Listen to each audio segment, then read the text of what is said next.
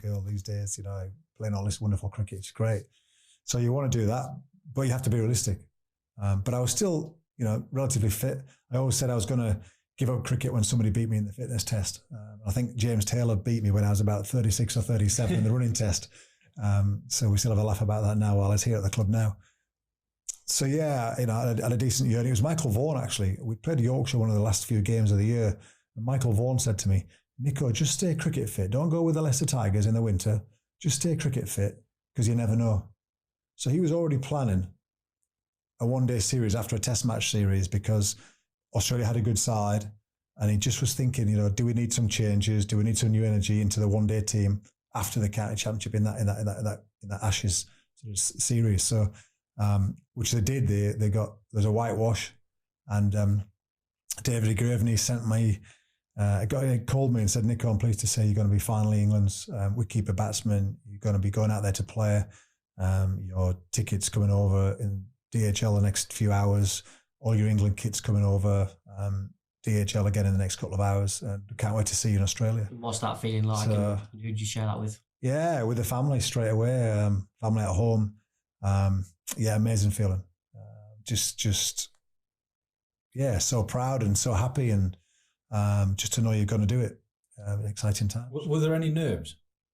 Given you'd had it's really full first class career up until then, or many people's full first class career up until then, were you still nervous, or were you as confident as you were? Yeah, but my game was still in a good place. I was in a good place then, and I knew it, and I knew my game, and I had that taste of international cricket, even though I hadn't played a game. I'd played in the games in between. I remember being in. Trying to think where we were now. Was it Rawalpindi? And Shoaib Akhtar was steaming in. With a decent crowd. It was almost like being in a test match anyway. Yeah. So, and Craig White and I put a few on. I think he got 50 and I got 30 to 40. I can't remember now. And it gave me a nice taster of what it was about. And throwing to the lads every morning at test matches and being around non-stop was brilliant. And, winning in Pakistan in the dark with Graham Thorpe played brilliantly, and Nasser and Hickey played a great role. So being part of that gave you you were there. And even though you didn't play, you were still there and feeling it and playing the games in between. So I had an expectation of what it was going to be like. So I was at ease. I was ready. And I knew that I had nothing to lose. Yeah. I was an older guy at the end of my career. And you know what? Let's go and have fun and let's embrace it. And let's just be me as much as I can. Be my authentic self. Must be a great position to be in that. Yeah, mentally. When you're ready. And I think that you've got to be ready to play. International cricket, being ready and knowing your game is so crucial. It's so crucial. You were out in Australia. Was that for the tri-series against New Zealand as well, and the World Cup on the back of that? Yeah. So the first ever T20 was the first game, which was a very special day. And I remember Gilchrist being mic'd up, and I was standing behind him, and he's talking to the commentators going, yeah, I'm going to go cow corner now. I'm going to walk across and go cow corner. And I'm like going, Vaughan, Straussy, get somebody. And they're going, Nico, will you shut up? You're not the captain. And I'm like, yeah, but he's going to hit it there. Next ball, 6 over there. Next ball, yeah, I think I'm going to walk across and go square leg. Yeah, I'm going to flick it square leg. Go on then, Gilly, let's have a look. I can hear the commentators talking to him on his earpiece. And I'm going, get them squarer. But great day, great experience. And, Australia battered us, and I ended up getting 30 off about 20 balls, or 31, 32 off 20, 21 balls, hitting a nice 6 and thinking, I'm all right here. It's international cricket. I can cope. I've got the skill set and the mental capacity. I enjoyed it. Yes, I was a bit nervous walking out and breathing and having a few mental routines as you go out. And Paul Collingwood gave me the big high five, said, Nico, just get off the mark, mate. Tap and run, get off the mark, which you did. And then it was into it afterwards, straight to to Sydney SCG.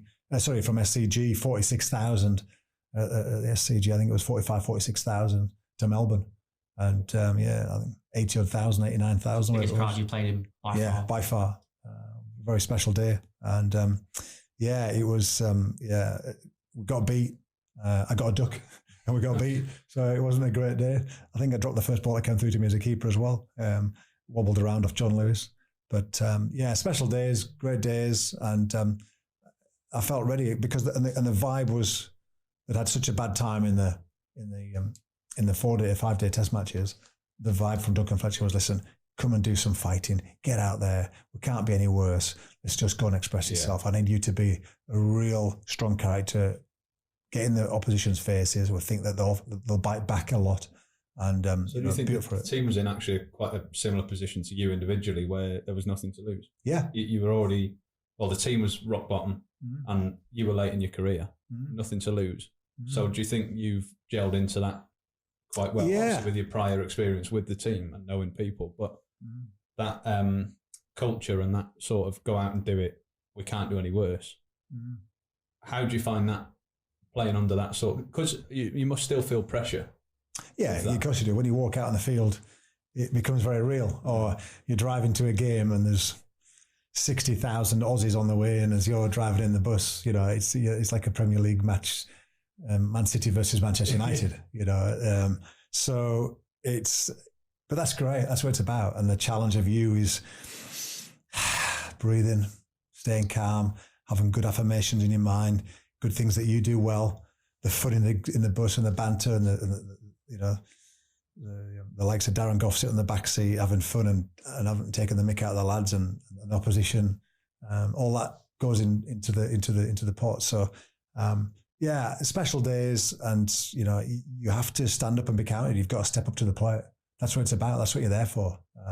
And you know, there's people dying in this world. There's wars. There's famines. There's, you know, I think as a farmer's son, you realise that there's animals are dying and there's things happening all around you. And actually, it's a game, and it's a game of cricket. But we do our best, and we can only do our best.